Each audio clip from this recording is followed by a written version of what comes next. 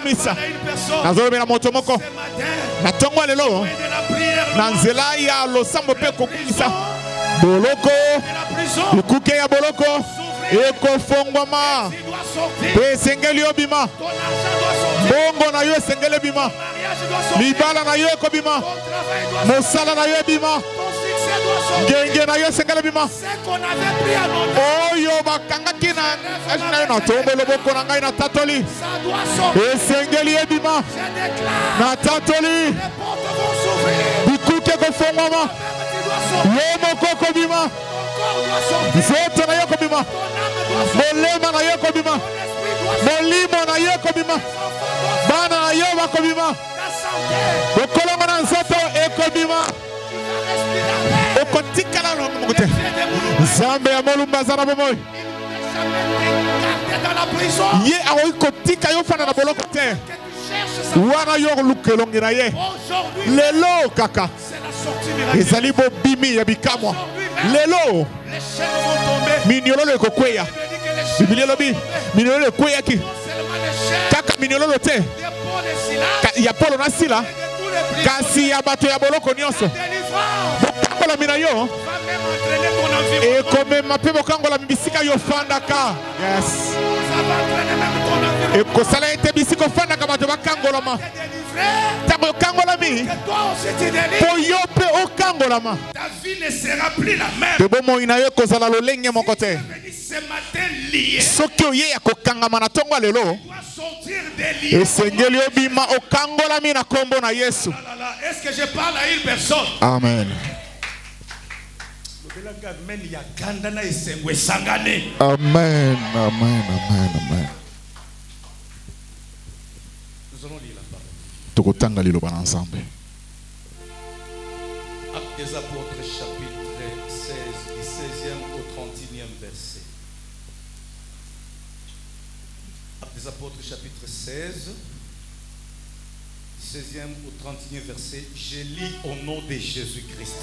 Amen. Oh là là. Je lis au nom de Jésus-Christ. Comme nous allions au lieu de prière, une servante qui avait un esprit de python et qui, devenant procurer un grand profit à ses maîtres, vint au-devant de nous et s'est mis à nous suivre, Paul et nous. Elle criait, ces hommes sont les serviteurs de Dieu très haut.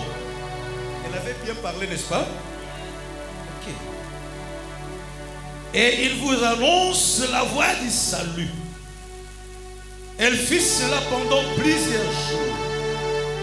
Paul, fatigué, et se retourna et dit à l'esprit, je t'ordonne au nom de Jésus-Christ de sortir d'elle. Et il sortit à l'heure même. Les maîtres de la servante, voyant disparaître l'espoir de leur cœur, se saisirent de Paul et de Silas et les traînèrent sur la place publique devant les magistrats. Ils les présentèrent au prêteur en disant, ces hommes troublent notre ville. Ce sont des Juifs qui annoncent des coutumes qu'il ne nous est permis ni de recevoir, ni de suivre à nous qui sommes romains. La foule se souleva aussi contre eux. Voilà. Et les prêteurs, qui peut continuer avec moi?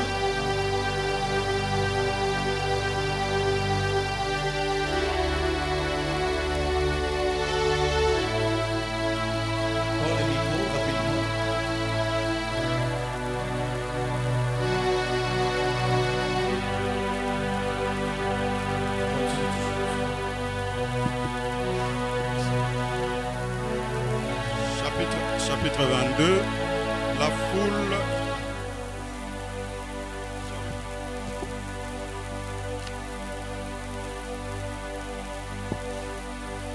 Chapitre 22, oui. Chapitre 22, la foule se souleva aussi contre eux. Et les prêteurs, ayant fait arracher leurs vêtements, ordonnèrent qu'ils les battissent des verges. 23. Après qu'on les eut chargés de coups, ils les jetèrent en prison, en recommandant aux geôliers de les garder sûrement. 24. Les geôliers, ayant reçu cet ordre, les jeta dans la prison intérieure et leur mit les ceps aux pieds. 25. Vers le milieu de la nuit, Paul et Silas priaient et chantaient les louanges de Dieu. Et les prisonniers les entendaient. 26. Tout à coup, il se fut un grand tremblement de terre, en sorte que les fondements de la prison furent ébranlés. Au même instant, toutes les portes s'ouvrirent et les liens de tous les prisonniers furent rompus. Le geôlier se réveilla et lorsqu'il vit les portes de la prison ouvertes, il tira son épée et allait se tuer, pensant que les prisonniers s'étaient enfuis. Mais Paul cria d'une voix forte: « Ne te fais point de mal, nous sommes tous ici. » Alors le geôlier, ayant demandé de la lumière, entrant précipitamment et se jeta tout tremblant aux pieds de Paul et de Silas. Il les fit sortir et dit: « Seigneur, que faut-il que je fasse pour être sauvé? » Paul et Silas répondirent: « Crois au Seigneur Jésus et tu seras sauvé, toi et ta famille. » Amen.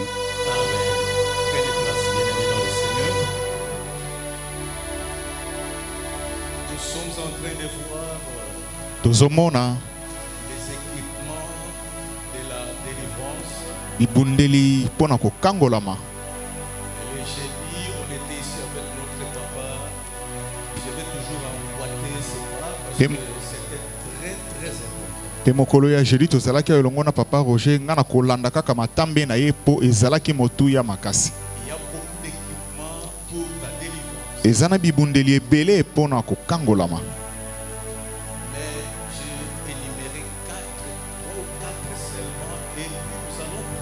Penga na zuka kamisa totomi nei pesi manango tokobondela. Mokolo ya jeudi tokokoba lisusu longo na papa Roger po ezalaki malamu penza. Pe bojali na yo ebengami mokolo ya jeudi. Esengeli kozala wana. Batango ekomi mabe. Pe nkolo azosenga biso tango nyonso libondeli. Po tolingaka kobondela. Alobi tolingaka kobondela. Amen. Ta vie dépend de l'Éternel. Bomoi na yo ezotalela kaka yawe. Mais si tu es faible, kasi soko za na bolembu, l'ennemi va toujours jouer avec toi. Moini akosakana na yo. Et tu vas rater beaucoup de choses. Pe yo koleka libanda ya makambo ebele. Les années filent. Les années filent. Mibu ezokende. Bientôt c'est 2024. Kala mingi te 2024. Mais ta vie est toujours la même. Pe bomoi na yo ezaka kalolenge moko. Tu dois t'élever. Esengeli otelema. Est-ce que je parle à une personne? Amen. Tu dois t'élever. Esengeli otelema. Parce que ceci te concerne. Po makambo yo etalinde yo. La délivrance, bien-aimé, c'est une réalité. Bokango lami ezali bosolo. Que quelqu'un peut me dire amen. Amen. La délivrance, Bokango lami c'est une réalité. ezali solo. La guérison, Lobiko c'est une réalité. ezali solo. L'élévation, Konetwama c'est une réalité. ezali solo. Le succès, Ngenge c'est une réalité. ezali solo. Si tu marches dans les principes de Dieu, Soki ozotambola na malako ya tu Nzambe, vivras toutes ces choses. yo okobika makambo nyonso na bomoi na Et yo. je l'ai dit au nom de Pe nalobi yango na Jésus-Christ. kombo na Yesu Kristo. Oh, je l'ai dit au nom de alobi na kombo na Yesu Kristo. Si tu marches dans les principes Soki de Dieu, ozotambola na malako ya Nzambe, ces choses finiront par s'accomplir. makambo ekosuka kokokisama S'accomplira pe certainement. ekokokisama solo. Parce que tu n'es pas seul. Po yo oza yo moko Il y te. a quelqu'un qui marche Eza na avec toi moto moko azotambola elongo na yo pour te défendre. mpo na kobundela yo. Si tu marches dans tes principes, Soki ozotambola na malako na ye, il finira par te défendre. akosuka kaka kobundela yo. Ah, je parle de ce Dieu véritable. Alobi Nzambe oyo ya solo,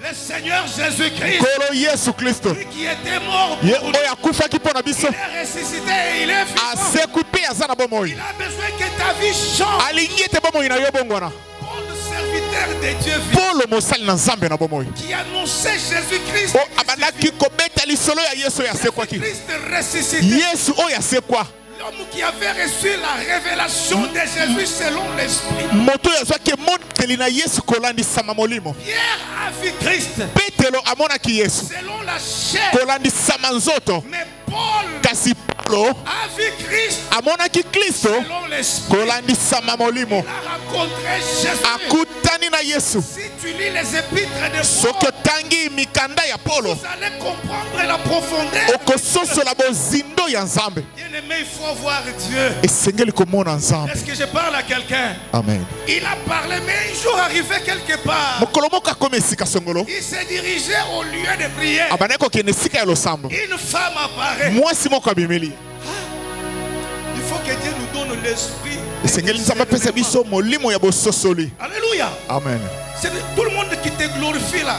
Bato nyonso bakumisaka yo Ne wana, vient pas de Dieu. bango nyonso bautaka epa Il y a Nzambe ceux qui te. viennent de l'ennemi. Eza na bao bautaka epa ya Toi, Satana. tu dis amen. Kasi yo lobi amen. Il faut avoir l'esprit. de Esengeli discernement. kozala na molimo ya bososoli. La femme a bien parlé. Mwasi oyo alobaki malamu. Les Silas, Paulo na Sila, les hommes de Dieu, bato na Nzambe ya bomoi, ils vous annoncent les oracles de l'Éternel. bazopesa biso sango ya malamu ya Yesu. Remplis du Saint-Esprit. Paulo atoni na molimo santu, Il regarde la femme. atali mwasi, Il voit en elle. amoni kati na Il y ye avait un esprit de pitié. ezalaki na molimo ya nioka. Il dit, toi, esprit, Alobi yo molimo, je t'ordonne napesi yo mitindo, de quitter ce corps bima na bomoi ya mwasi au oyo nom de Jésus. na kombo na Yesu.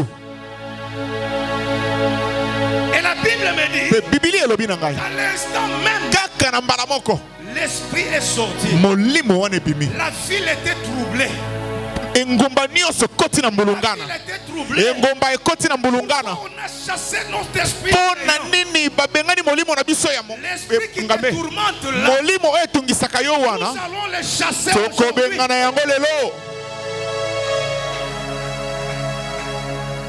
L'esprit qui tourmente ta famille, Molimo etungisaka libota na nous yo allons les chasser aujourd'hui. tokobengana yango lelo. Je ne parle pas de demain. Nazoloba lobi te, Je dis nalobi aujourd'hui. lelo.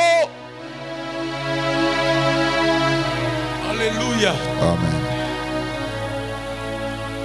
Paul et Silas sont troublés la ville. Paulo na Sila bambulunganisi Ce engumba que nous allons faire ce matin, oyo tokosala na ntongo ya lelo ça va troubler même les sorciers de ta famille. ekotungisa ata bandoki ya Ça va libota na yo, troubler les magiciens de ta ekotungisa famille. ata bato ya soloka Ça libota na va yo, troubler même les ekotungisa magiciens ata bato ya soloka là où tu travailles. bisika yo osalaka. Parce que le Seigneur est avec Po toi. Yawe aza elongo na yo.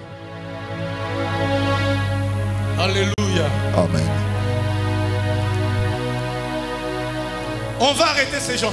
Bakangi bato oyo, On arrête Paul et Silas. bakangi Paulo na Sila, On les jette dans la prison. babwaki bango na boloko Comme toi aussi tu es jeté dans la lokola yo mpe obwakama na boloko. Et la Bible me dit, Papa Kakoudi, Bible elobi na la ngai, papa. prison intérieure. Boloko oyo ya kati, Mais je suis déjà dans la prison. kasi nga naza na boloko. On prend encore les fils, les cordes. Bazwi lisusu On basinga, lit mes pieds. bakangi makolo, Donc je suis condamné. ngai nakangami. Il n'y a pas moyen de sortir. Lolenge ya kobima eza te.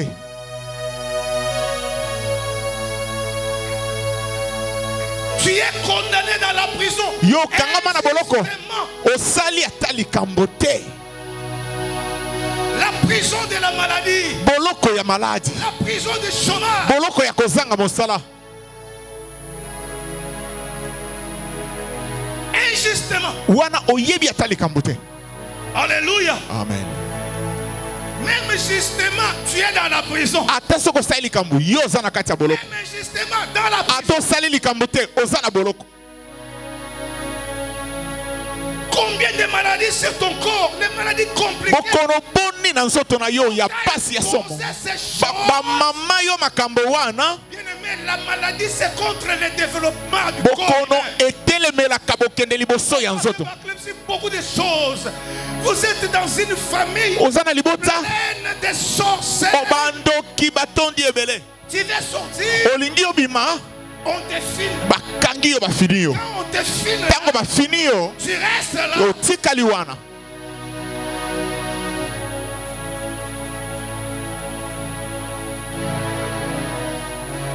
Alléluia. Amen. Tu arrives à la porte de ton succès. okomi na ekuke ya ngenge na yo Pour sortir, mpo na kobima on te retient. bakangi yo Tu batelemeli yo reprends à zéro. obandeli na ebandeli. Oh my God. o nzambe na nga Le Dieu de Moulumba est nzambe ya vivant. mulumba aza na bomoi. Je dis le Dieu de Moulumba nalobi est vivant. nzambe ya mulumba aza na bomoi.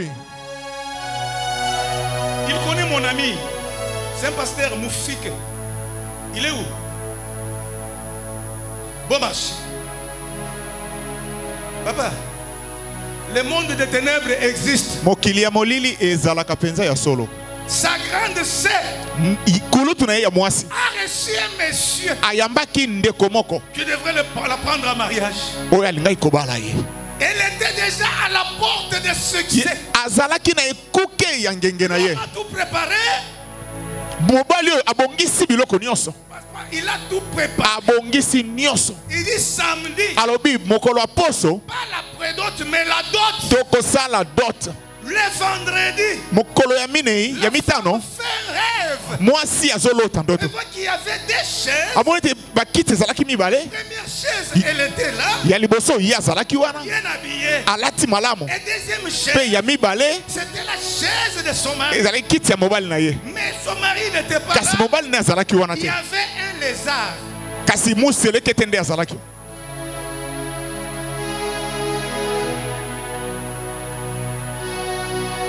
Maintenant, elle a lutté pour chasser cet animal. ye azobunda mpo na kobengana museleke te Cet wana. animal-là était collé. museleke te serré, akangami et wana akangami na kiti. l'animal a dit, Moi, ce c'est le n'est gars pas dans le la place de ton abi mari. eza esika ya mobali na yo te eza esika na ngai.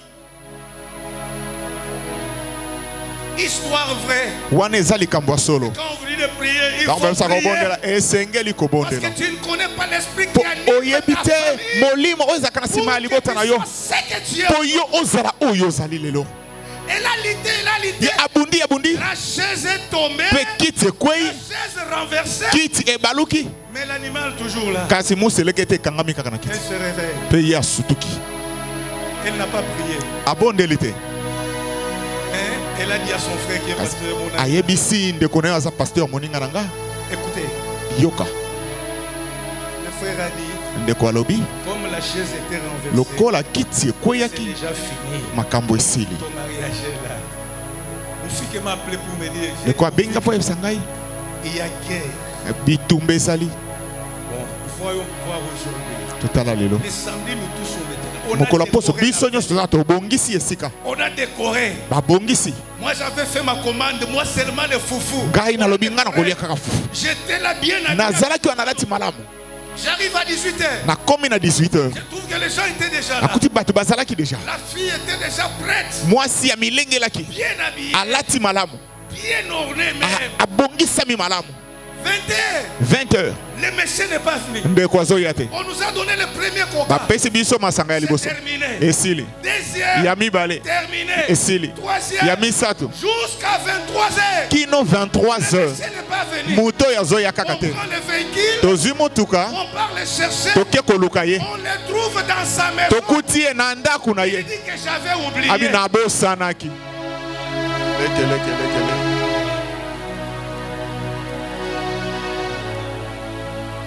Il dit, il a répondu calmement. Oh, ayanoli abi o j'avais oublié. nabosanaki C'était aujourd'hui. ezalaki lelo J'avais oublié. nga nabosanaki Mais Dieu avait révélé kasi la femme. nzambe esi atalisaki Voilà mwasi ce qui oyo doit arriver. abi tala oyo ekokoma Et jusqu'aujourd'hui, mon pasteur, kino lelo Le Messie est en Europe. mutu wana aza na poto La femme est restée. mwasi atikala awa Une histoire, ça fait pratiquement 9 à 10 ans. eza lisolo esali bombula libwa to zomi On a commencé à vieillir avec les abandi soucis. konuna na Et susi jusqu'à ces jours. kino lelo Je t'annonce une bonne nouvelle. amemeli yo sango malamu na tongo Ce lelo n'est pas le cas avec toi. eza likambo na yo te Pas le cas avec yango toi. eza ya yo te Ton cas est exceptionnel. likambo na yo eza Tu bokeseni étais dans la prison. ozalaki na boloko Mais aujourd'hui, kasi lelo c'est la sortie miraculeuse. ezali bobimi aya yes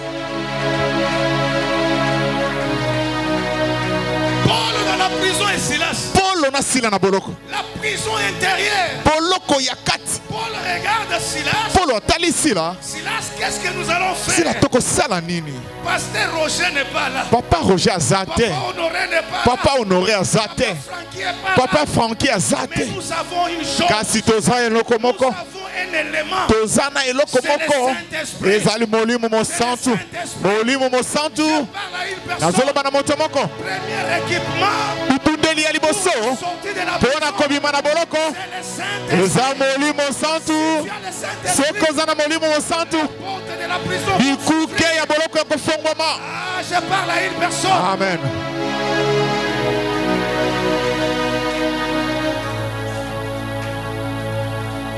La Bible dit, bibili elobi là où il y a l'Esprit de Dieu, esika molimo na nzambe il n'y yazali a pas la captivité. bokangami Il n'y a ezalaka pas te la prison. boloko ezalaka te kasi bisika molimo mosantu azali ezali bonsomi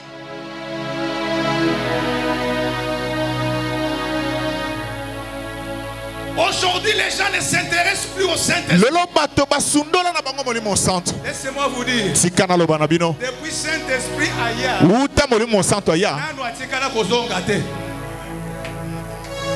Oh, mais je parle, c'est la vérité.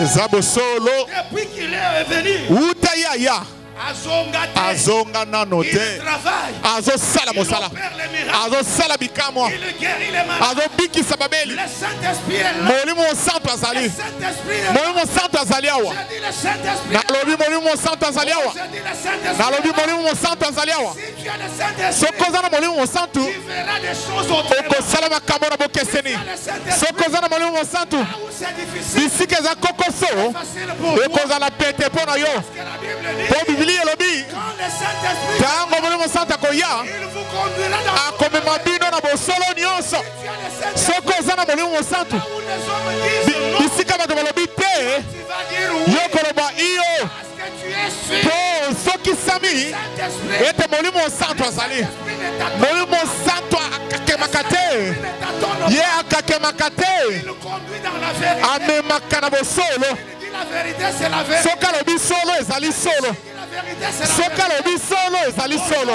lelo Tu as attristé le Saint-Esprit. opesaki ye mawa Aujourd'hui, kasi lelo tu as attristé le Saint-Esprit. opesi molimo mosantu mawa On ne perd pas encore dans ta vie. asalaka lisusu te na bomoi na yo La prison t'a yango wana boloko ekangi yo frappé. yango pasi ebeti yo Le problème en abondance. yango makambo ebiyike Tu l'as assisté. mpo yo opesa ye mawa kasi nazolobela yo nazolobela yo Renouvelle ta confiance.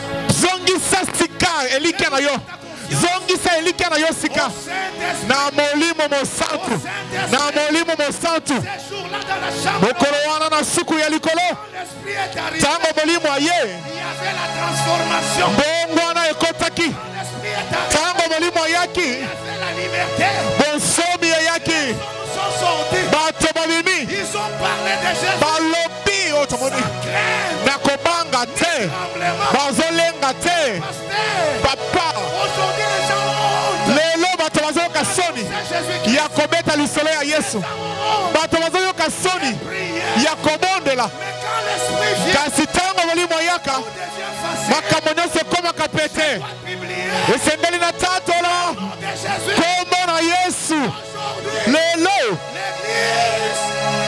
l'église eklesia cherche le miracle. ezoluka bikamwa L'église kasi eklesia a abandonné le Saint-Esprit etisundola molimo mosantu qui produit même les ye oyo abotaka bikamwa Vous l'avez attristé pourquoi? bopesi ye mawa mpo na nini C'est devenu difficile. nyonso ekomi kokoso mpo na bino C'est devenu compliqué. nyonso ekomi kokoso lokoso sortis bango babimaki de la chambre haute. na suku ya likolo Aujourd'hui, lelo les gens sont en train de vous fuir. bato bazokima bino Et ces jours-là, kasi mokolo les wana gens ont entendu les bruits. bato bayokaki lokito Ils sont venus baye là où se trouvaient les apôtres. bisika bantoma bazalaki Oh mon frère, o ndeko oh mon frère, o bato à cette heure, na ngonga oyo vous êtes ivres. bino bolangwe Dit non, po ete lobi te te nous ne sommes pas ivres, tolangwe te mais c'est l'accomplissement. kasi ezali kokokisama ya liloba ya nzambe oyo etatolamaki na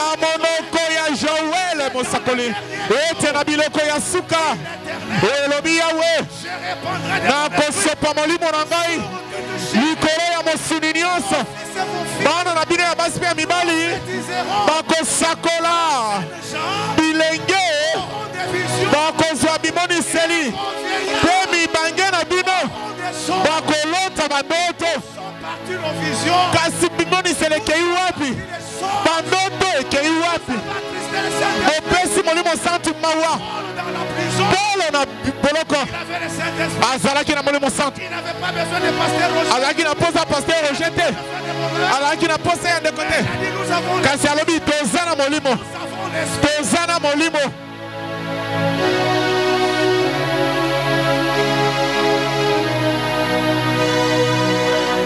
N'attristez pas le Saint-Esprit. kopesa molimo santu mawa te L'apôtre Paul, nde polo alobi le Saint-Esprit continue à opérer. molimo santu azokoma kosala Papa, merci. Le jeudi, c'était terrible. papa jeudi ezalaki somo Le jeudi prochain, ça c'est. nayebi ete jeudi ozoya kozala susu somo Vous allez sortir de la prison. okobima na kati na boloko Jeudi, vous allez sortir. nalobi okobima na boloko En commençant aujourd'hui, kobanda lelo je lève ma main. natomboli loboko na ngai Je déclare, mpe natatoli c'est la fin de ta prison. suka ya boloko nde lelo Fin de ta prison. suka ya boloko na yo Prison de la maladie. boloko ya maladi C'est la fin. suka na yango lelo Prison de la souffrance. boloko ya bonyokwama suka na yango lelo Prison des problèmes. boloko ya makambo suka na yango lelo Prison. boloko suka na yango nde lelo nzambe ya mulumba aza na bomoi nzambe ya mulumba aza na bomoi My God. nzambe na ngai Laissez la place au Saint-Esprit. tikela ya molimo santo esika Et les portes de la prison vont s'ouvrir. mpe bikuke ya boloko efongwama yango moko Sortir la tête. okobima moto likolo Parce que le Saint-Esprit mpe ete molimo santu va te conduire. akokamba yo My God. nzambe na nga Il est merveilleux. Notre... aza malamu nzambe na biso Ça, c'est le premier équipement. wana eza bibundeli ya liboso Deuxième équipement dans la prison. ebundeli ya mibale Paul polo avait la sanctification. azalaki na kobulisama yes Il avait la sanctification. azalaki na kobulisama Pourquoi je l'ai dit? Pourquoi je l'ai dit comme ça? mpo na nini nalobi yango boye Quand tu l'as reçu Christ, ntango ye ayambaki kristo écoute ce qu'il dit. yoka oyo alobi Moi, Paul, ngai oyo polo circoncis le 8e jour, moto oyo akatama ngenga mokolo ya libwa la race d'Israël, na lolenge ya bana ya israele tribu de Benjamin, na libota ya benjamin vrai né d'Hébreu, moyebelo abotami na bayebelo la loi aux pharisiens, ntango na mpo na mobeko ya bafalisai le persécuteur, motungisi lui qui a persécuté l'église, ye oyo atungisaki eklesia qui a tué, ye oyo abomaki lui qui a violé, ye oyo abebisaki détruit même les hommes de Dieu. abebisaki ata bato na nzambe Pendant qu'on lapidait Étienne, ntango bazobamba etienne mabanga on était là. polo azalaki wana Vois comment on dit Étienne. azomona ndenge bazoboma etienne Mais écoute ce qu'il kasi dit. yoka oyo alobi Mais ces choses kasi makambo oyo qui étaient pour moi des oyo ezalaki lokola litomba mpo na ngai na sundoli natali yango lokola pamba mpo na ntina na yesu alobi yango ngai polo soki nazobika ezali ngai lisusu te kasi kristo nde azobika kati na ngai soka kristo azali bobulisama yesu kristo ezali bosantu biblia elobi litono azanga mbeba atelo komoko te ya kokana kasi moto wana alongwe akoti kati na bomo ya Polo lokola zaki mosantu Polo pe akomi mosantu lokola bana kotango na koyembe bene Polo pa lotambola na boyenge bene nazolo bana moto moko boyebuli sami e konfongola bikuke kangamaki bibuli sama tozali na eloko o tozoluka elongi na Yawe Bibili elobi kozanga kobulisama kozanga kobulisama kozanga kobulisama moto moko te moto moko te moto te moto te akomona Nzambe soki omoni Nzambe te ata loboko ya Nzambe ekosala te na bomoi na yo. Yes. My God, my God, my God. Nzambe na ngai, Nzambe na nga. Soko tsebo bulisa mi pembeni. Eyo komona kaka papa Roger. Ngana kangami, ngai na kangami na boloko. Otsebo bulisa mi pembeni. Na lobi mi bulisa. Yango kosalama na puasa. Ecclesia ezali esika te ya désordre ya potopoto kasi ecclesia yo ozokomisa bomoi na yo kokoso yo moko kasi eyano eza wana Nzambe aza wana Molimo Santo aza wana kati na Nzambe mpe boloko ngai naponi na nga Nzambe.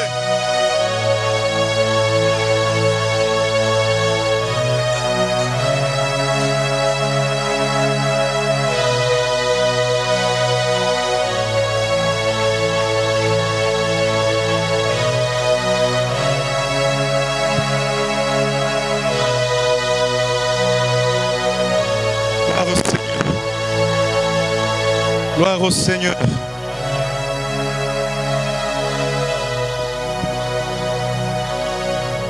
Dieu nous aime. L'apôtre Paul dit Thomas Paul alobi une grande porte ekuke moko monene et d'un accès efficace m'est ouverte. Pe lolenge moko ya bokesi ne fongwami. Mais les adversaires sont nombreux. Kasi banguna bazebele. Nous allons vaincre ces adversaires dans la sanctification.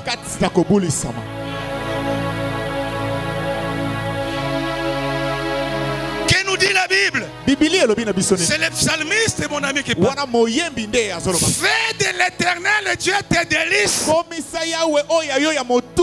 et il te donnera ce que ton cœur désire.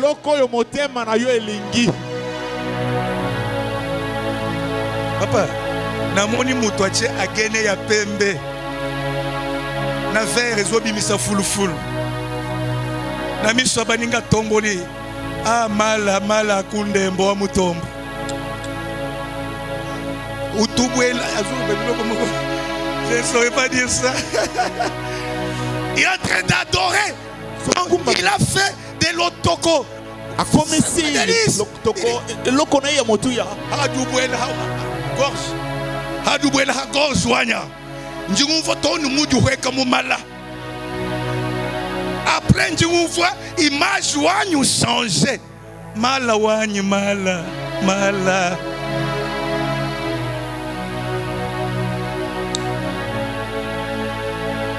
et il mal entre dans son corps.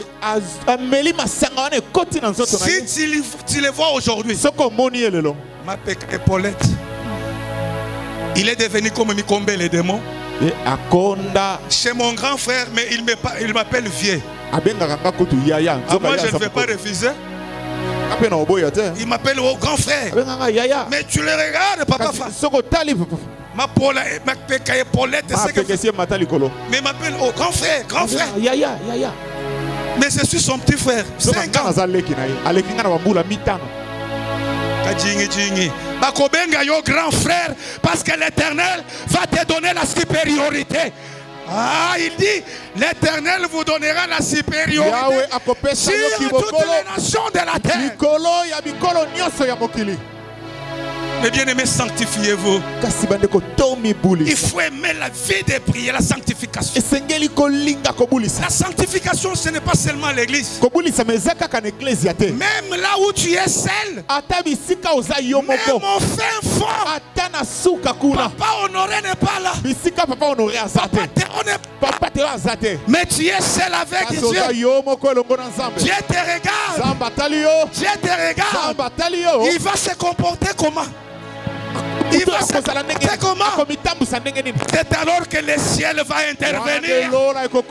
Si tu remportes la victoire, le ciel va intervenir. Dans la prison, ils avaient la sanctification. Et Dieu a décidé que je ne peux pas les laisser ici. Je ne peux pas les abandonner ici. Leur place sera dehors. Ils vont aller annoncer la bonne nouvelle. Est-ce que je parle à quelqu'un ce matin? Amen. Deuxième équipement. Maintenant, troisième équipement. Dans la prison toujours. La Bible dit qu'ils avaient la vie de prière. N'est-ce pas, Mamado? Ils se regardent. Ah, nous allons prier. La prière fervente d'un homme juste, d'un homme qui a la sanctification. La Bible dit elle a une grande efficacité. Grande efficacité. Regarde Silas. Qu'est-ce que nous allons faire? Il nous a dit de prier. Personne ici nous motive. Saint-Esprit. Ils ont prié. Ils ont prié. Ils ont prié. Dans le Seigneur. Ce que toi tu oublies, c'est ce qui fera ta force. Tu vas le comprendre. Je vais tout me ravir. Laissez-moi avec ma vie de prière. Laissez-moi avec ma vie de prière. La prière. Le sambo. Dialogue avec mon Créateur. Pour aller voir DG. Pour aller voir DG. Il faut une audience. Et Sengeli Nzela. Pour aller voir le président de la République. Et Sengeli Nzela. Quand il bosse ensemble na kota kanatongo, na koti na midi, na koti na pokwa, na koti na butu, na kosenga nzela te, na kosenga nzela te. Libondeli ezali monduki, le sambo eza monduki, le sambo elongola kabokono, le sambo ebengana kabobola, le sambo ebikisaka nzoto. Abitala bikamwa oyo kotambola na ba oyo bakondima na kombo na ngai bakobengana nazobengana bilimo mabe kati na losambo pe bilimo mabe kotosa molingami kosundola losambo te, kosundola losambo te. Eza monduki okoki kobongola makambo ya ndako na yo kaka na nzela ya losambo. Okoki kobongola obinkolo ngai nalingi oyo te, nalingi likambo te, mpe lola ekofongwama mpe Yawe akoyoka. Aza mwana na ngai nde asengi ngai mpo azomibulisa ngai na kosundola ye te, ngai nakoki kosundola ye te. Molingami yokota na bomoi ya losambo, bandoki ya libota na yo bakolenga liboso na yo.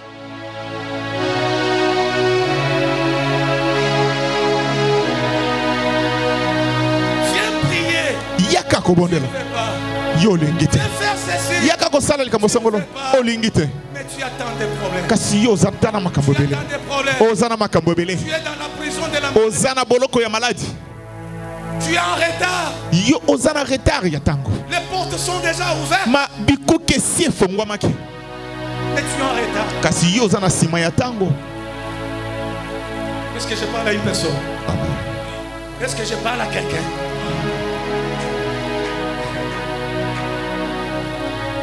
Je suis avec mon Libanais là, troisième fils. Nazana mwana nga ya misatu.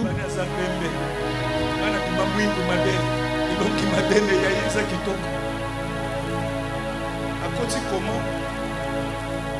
Je n'étais pas là. Ngai nazala ite. Nazala ite. Hôpital Émeraude. Mimi na Émeraude. Mama. Moi nani na koma. Je regarde ça comme on a fait.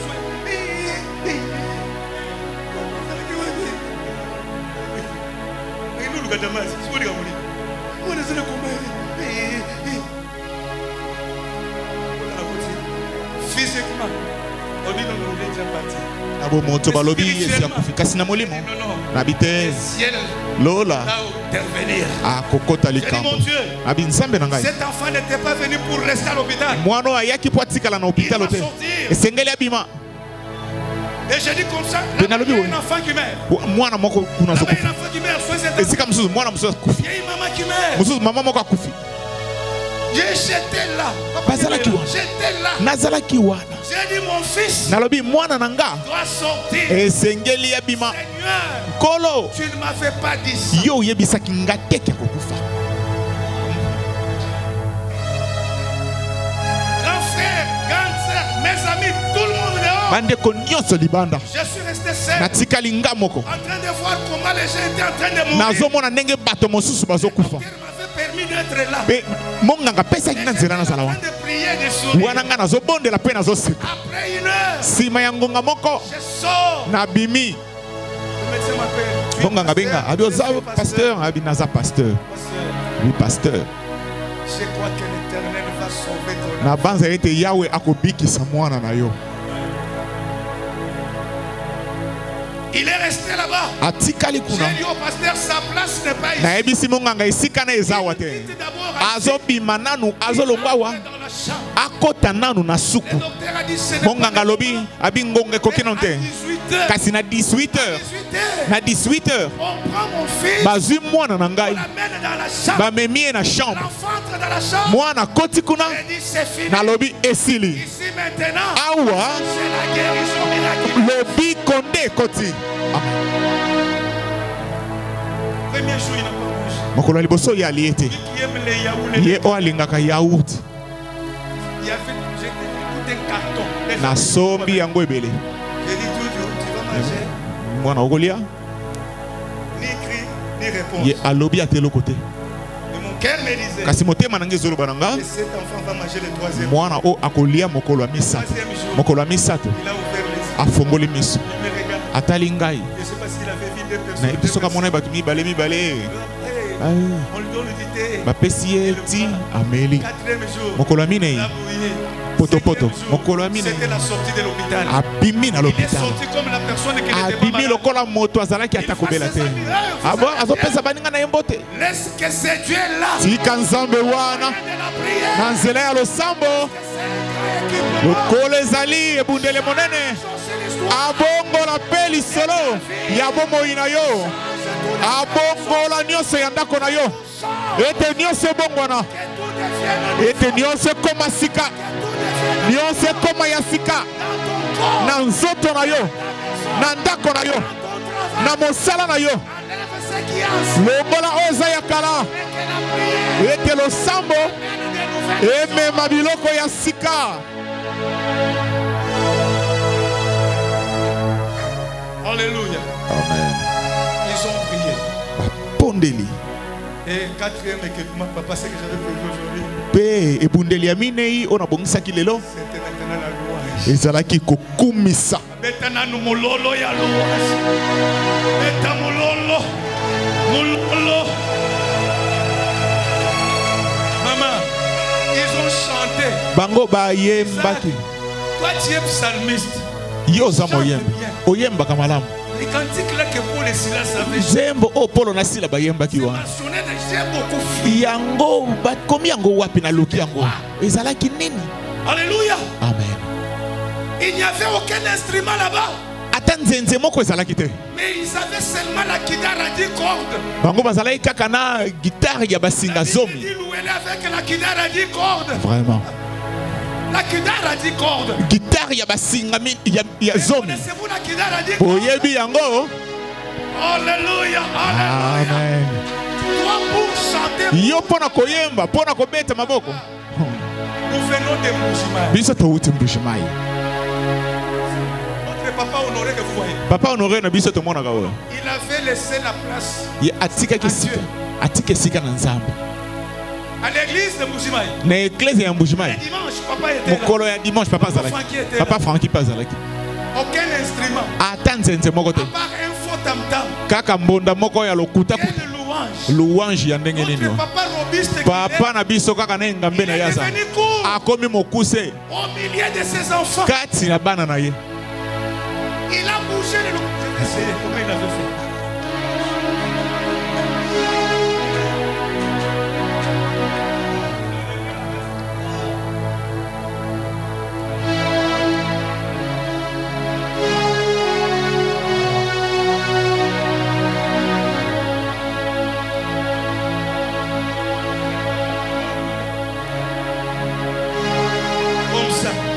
Maintenant, louange.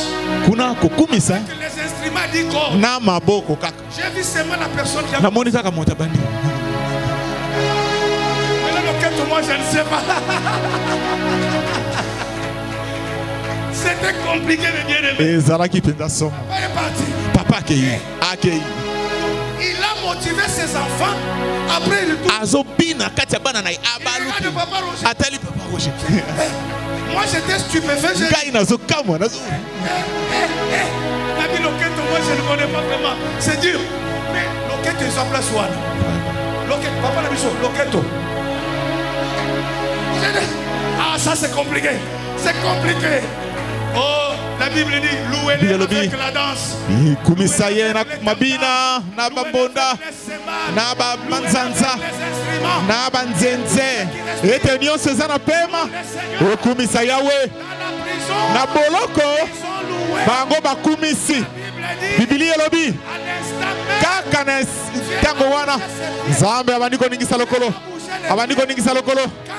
Tango nkolo aningisi lokolo koningana ya mabele salami na nsima na yango biboko ya boloko ebandi koningana. La louange, Kokumisa ce n'est pas dans la bouche. eza kaka na monoko te, La louange, c'est dans l'âme. kasi yango eza kati na molema. Le pouvait toujours. Yango moyembi akokai koloba Mon âme loue. molema na ngai kumisa. Asaph a dit, Azaf alobi mon âme loue. mon âme molema na ngai kumisa. Dawidi alobi Mon âme loue. molema na ngai kumisa. Voilà une personne. Nazolobela moto moko Ce matin, na ntongo lelo de la prière, na nzela ya losambo mpe kokumisa boloko de la prison, likuke ya boloko ekofongwama il doit sortir. mpe esengeli obima. Ton argent doit sortir. Bongo na yo esengeli ebima, Mariage doit sortir. libala na yo ekobima, Ton travail doit sortir. mosala na yo ebima, Ton succès doit sortir. ngenge na yo esengeli ebima. Ce qu'on avait pris à notre Oyo bakangaki na yo na tombo loboko na ngai na tatoli ça doit sortir. esengeli ebima Je déclare, na tatoli les portes vont s'ouvrir. bikuke kofongwama. Même tu dois sortir. Yo moko kobima, Ton corps doit sortir. nzoto na yo kobima, Ton âme doit sortir. molema na yo kobima, Ton esprit doit sortir. molimo na yo kobima, Ton enfant doit sortir. bana na yo bakobima, Ta santé, bokolongo na nzoto ekobima. tu vas respirer. Okotikala na moko te. Les pieds de Moulou, Nzambe ya molumba aza na bomoi. il ne t'a jamais gardé dans la prison. Ye akoki kotika yo fanda na boloko te Que tu cherches ça. wana yo luka elongi na ye. Aujourd'hui, Lelo kaka c'est la sortie miraculeuse. ezali bobimi ya bikamwa. Lelo Les chaînes vont tomber. miniololo ekokweya. Je dis que les chaînes Biblia elobi miniololo ekweyaki non seulement les chaînes kaka miniololo te des Paul et Silas, ya Polo na Sila, et de tous les prisonniers. kasi ya bato ya boloko nyonso. Délivrance Bokangola na yo va même entraîner ton environnement. ekomema mpe bokangolami bisika yo fandaka. Yes. ekosala ete bisika ofandaka bato bakangolama ntango okangolami mpo yo mpe okangolama esengeli yo simbama na oyo bazolobela biso okangolami mpo na kokangola mpe basusu opambolami mpo na kopambola mpe basuku otombami mpo na kotombola mpe basusu yango nde yawe kosala elongo na yo nsima na minyololo bikuke efongwamaki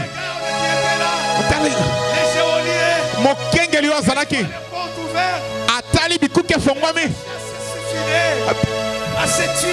alingi miboma mpo nalobi te biso nyonso tozali awa nzambe tosalelaka na bosembo na kobanga akangoli biso na boloko ngai yo na okosala nini abimela nkolo Yesu mpe okobika yo mpe libota na yo ete nzambe yapambola biso kumisa nazolobela moto moko na ntongo lelo na nzela ya losambo mpe kokumisa boloko ekuke ya boloko ekofongwama mpe esengeli obima mbongo na yo esengeli ebima libala na yo ekobima mosala na yo ebima ngenge na yo esengeli ebima oyo bakangaki na yo na tombo loboko na ngai na tatoli esengeli ebima na tatoli bikuke ekofongwama yo moko ekobima nzoto na yo ekobima molema na yo ekobima molimo na yo ekobima bana na yo bakobima bokolongo na nzoto ekobima okotikala longo moko te nzambe ya molumba aza na bomoi ye akoki kotika yo fanda na boloko te wana yo luka elongi na ye lelo kaka ezali bobimi ya bikamwa lelo minyololo ekokweya biblia elobi minyololo ekweyaki kaka minyololo te ya polo na sila kasi ya bato ya boloko nyonso bokangola na yo ekomema mpe bokangola bisika yo fandaka yes ekosala ete bisika ofandaka bato bakangolama ntango okangolami mpo yo mpe okangolama